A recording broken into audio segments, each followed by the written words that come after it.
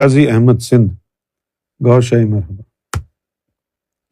ایک سوال عرض ہے، آپ نے فرمایا کہ سیدنا گور شاہی نے اپنے آپ کو باطن میں چھپایا ہوا ہے، تو عرض ہے کہ یہ سرکار نے خود کو کیوں چھپایا ہوا ہے جبکہ وہ آئے ہی کائنات کو فیض یاب کرنے کے لیے ہے؟ یہ بات تو صحیح ہے، لیکن تم ایک سوال کا جواب دو، میں اس کا جواب دوں گا۔ اللہ تعالیٰ نے پوری انسانیت کو اپنی پہچان کے لیے بنایا۔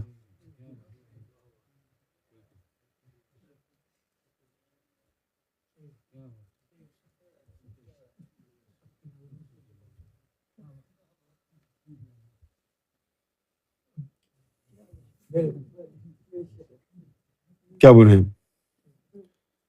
اپنی پہچان کے لیے بنایا نا سب کو، اور پہچان کا علم سب سے چھپا رکھا ہے۔ تو مطلب کیا ہوا کہ اپنی پہچان کے لیے سب کو نہیں بنایا، کسی کو اپنی پہچان کے لیے بنایا۔ اسی طرح سرکار گور شاہی نے اپنے باطن کو چھپایا، خزانے کو چھپایا، لیکن کسی کو دکھایا بھی، کیونکہ سب کے لیے عام نہیں کیا۔ صحیح ہے نا؟ اب ہم کو دکھایا وہ خزانہ، ہم کو بتایا، ہم کو حصہ دیا۔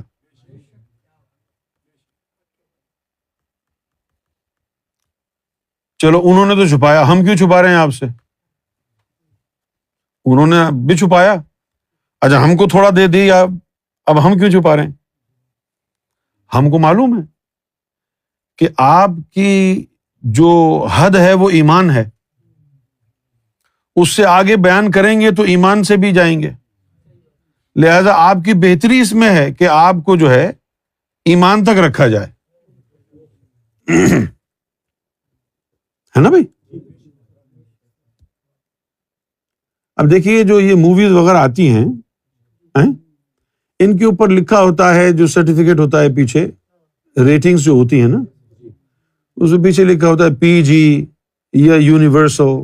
پی جی کا مطلب ہوتا ہے پیرنٹل گائیڈنس، کہ بھائی یہ جو مووی دیکھنی ہے تو پہلے اپنے ماں باپ سے پوچھ لو، اگر وہ راضی ہیں تو دیکھ لو۔ اور ماں باپ تو آج کل کے بڑے ہی کنجر ہیں، کہیں گے جی بچے کو وہاں بٹھا دو 3 گھنٹے کے لیے، بھائی تو جو مرضی آئے دیکھ، میری جان 3 گھنٹے کے لیے چھوڑ دے۔ تو یہ ہے پیرنٹل گائیڈ۔ تو یہ تو نہ لکھتے تو اچھا تھا۔ پی جی جو لکھتے ہیں پیرنٹل گائیڈنس، پیرنٹل گائیڈنس تو وہی ہے جیسے شہباز شریف سے مشورہ مانگے۔ ایک ہے یونیورسل، یو لکھا ہوتا ہے، ایک کے اوپر ریٹنگ لکھی ہوتی ہے 12+، کسی پہ ہوتی ہیں 16+، کسی پہ وہ ریڈ ہوتا ہے 18۔ یہ ریٹنگز کیوں ہیں؟ کیوں چھپایا جا رہا ہے؟ کیونکہ ایج کے ساتھ ساتھ انسان کا ذہن جو ہے وہ کھلتا ہے۔ تو یہ ایک یونیورسل سسٹم ہے جس کے اندر سب کچھ سب کو نہیں بتایا جا سکتا، ان کی ایج کی وجہ سے یا کسی اور وجوہات کی بنا پر۔ تو جب ہمارے ظاہر میں یہ سسٹم موجود ہے کہ بھئی یہ 12 سال کا بچہ اس طرح کے سین دیکھ سکتا ہے جو 12 سال کے لیے موزوں ہیں، یہ 16 سال کا بچہ وہ چیزیں دیکھ سکتا ہے جو 16 سال کی عمر میں اس کو پہلے سمجھ میں آ چکی ہیں، اب یہ سمجھ لے گا، ہے بھائی؟ اور یہ جو 18 سال کا ہو گیا ہے، اب یہ تو سب کچھ جان لیا ہے اس نے، اب اس کے آگے تو جو مرضی کرو، ہے نا؟ اسی طرح روحانیت میں یہ ہوتا ہے کہ بھائی یہ اس کا تعلق ابھی ایمان سے ہے، عشق سے نہیں ہے، کیونکہ ایمان کے اندر کچھ اور تعلیم ہوتی ہے، عشق کے اندر تعلیم کوئی اور ہوتی ہے۔ تو اس کی سمجھ میں بڑی مشکل سے ایمان آیا ہے، اگر اس کو ہم عشق کی تعلیم دیں گے تو یہ بیچارہ کنفیوز ہو جائے گا، اس لیے نہیں دی جاتی۔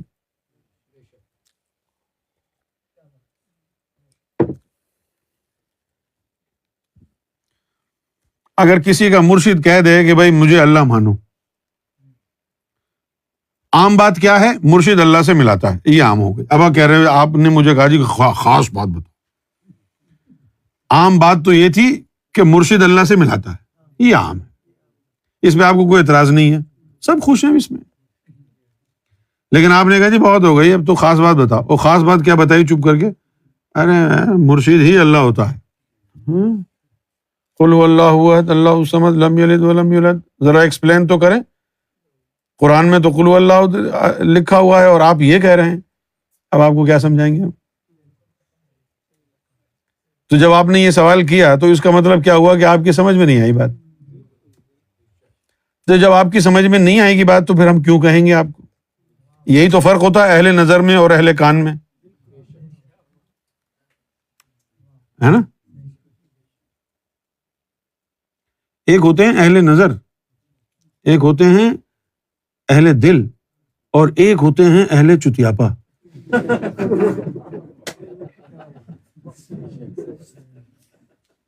یہ سوال کہ بھئی سارے راز ہم کو بتا دو، یہ نہ اہل دل کے ہیں نہ اہل نظر کے ہیں، یہ سوال ہیں اہل چتیاپا کے۔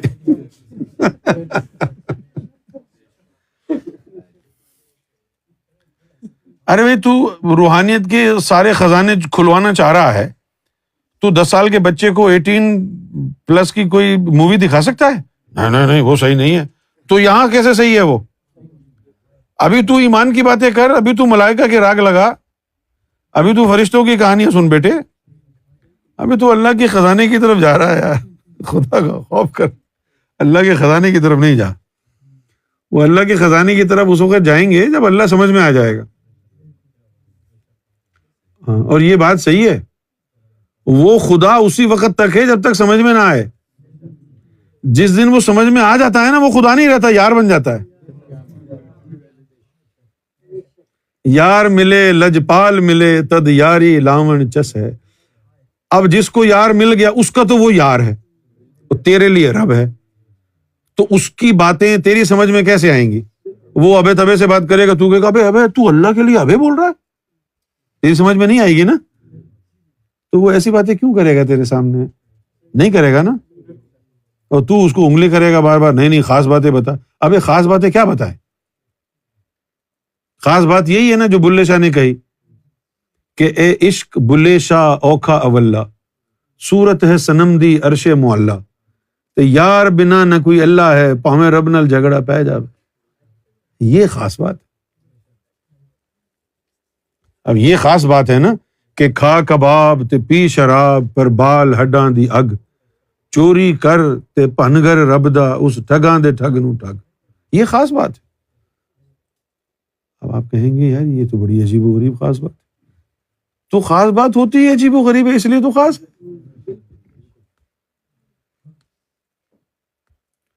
اب سب سے زیادہ خاص بات کرتے ہیں، آنکھیں بند کر لیں۔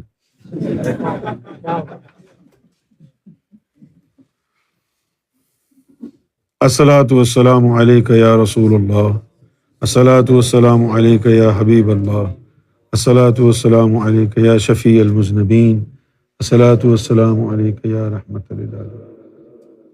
جب شروع میں نے لوگوں کو کہا راز بتائے تو لوگوں نے کہا اس کی کیا تصدیق ہے، تصدیق کراؤ۔ اب میں پریشان ہوا، میں نے بولا یار یہ تصدیق کس سے کرائیں، کس سے کرائیں؟ جہاں دیکھا وہاں شہباز شریف بیٹھا ہوا نظر آیا، میں نے کہا اب تصدیق کون کرے؟ پھر مجھے ذہن میں خیال آیا کہ یار سلطان صاحب کس سے تصدیق کراتے تھے، غوث پاک نے کس سے تصدیقیں کرائیں؟ میں نے کہا انہوں نے تو کسی سے نہیں کرائی۔ کیوں نہیں کرائی انہوں نے؟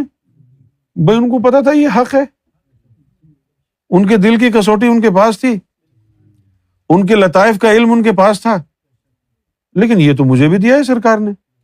پھر میں نے سوچا کہ میں کیوں کراؤں کسی سے تصدیق، میں ہوں نا تصدیق، یہ سچ ہے، کیوں ہے سچ، میں کہہ رہا ہوں نا۔ اب تمہیں مجھے ماننا ہے، اگر تم نہیں مانو گے تو نہ مانو، میں کو تھوڑی کہہ رہا ہوں کہ آؤ مانو، اس کی تصدیق میں ہوں۔ بھائی حضور پاک نے کس سے تصدیق کرائی تھی؟ بھائی وہ تو نبی ہے نا، ہاں وہ تو ہم کو اب پتا چلا ہے نا، تم ان کے دور میں رہتے تو پتا چلتا نا۔ تو جو اللہ کے راز بیان کرتا ہے نا، اس سے نہ پوچھنا کبھی کہ تصدیق کیا ہے، کیونکہ وہ خود تصدیق ہے، وہ خود تصدیق ہے۔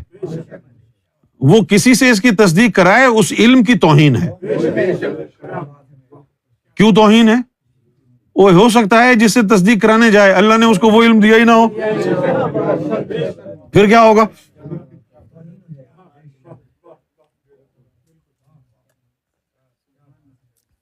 تو کرنا کیا چاہیے پھر؟ کرنا یہ چاہیے کہ سوچ کے یار بنائی بندیا، سوچ کے یار بنائی بندیا، یار بنا کے پھر نہ سوچی سولی تے چڑھ جائیں. تو اب تم کو ہاتھ ملانے سے پہلے تم تسلی کرو اپنی کہ جس بندے کے پاس اٹھنے بیٹھنے چاہتے ہیں ہم، پہلے اس کی تحقیق کر لیں کہ یہ اللہ سے جڑا ہوا ہے کہ نہیں. اور جب یہ ہم کو پتہ چل جائے کہ اس کی نظر سے، اس کی صحبت میں بیٹھ کے ہمارا اللہ سے تعلق جڑ جاتا ہے، ہمارے دل اللہ اللہ میں لگ جاتے ہیں، تو یہ اللہ کی طرف سے ہے، تبھی تو لگتے ہیں نا. جس دن یہ بات کنفرم ہو جائے کہ یہ اللہ والا ہے، بس پھر آنکھیں بند کر کے جو بھی کہتا ہے مان لینا. پھر اگر رات ہو اور وہ کہے دن ہے تو یہ مت کہنا کہ حضور اندھیرا ہے یہ تو رات ہے، نہیں، اس کی آنکھیں کھلی ہوئی.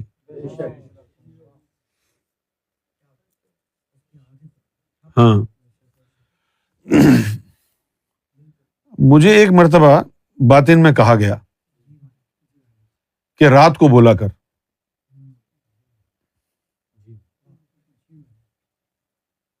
تو میں نے رات کو بولنا شروع کر دیا. پھر خواب آیا، رات کو بولا کر.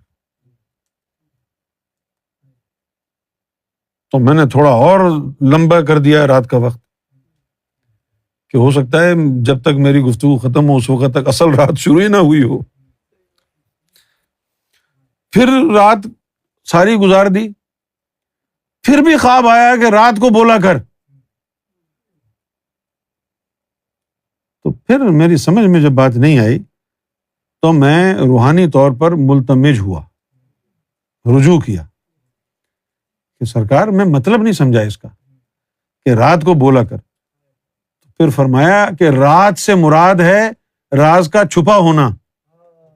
رات کو بولا کر سے مراد یہ ہے کہ راز جو چھپے ہوئے ہیں ان کو بولا کر، یعنی راز کھول دے. ان کی باتیں کدھر سمجھ میں آئیں گی؟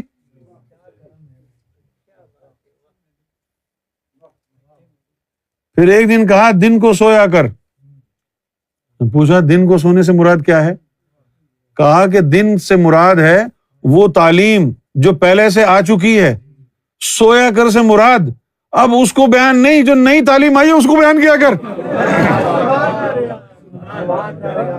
جو پہلے سے آ چکی ہے تعلیم وہ دن ہے، جو راز چھپا ہوا ہے وہ رات ہے. رات کو بولا کر یعنی راز کھولا کر.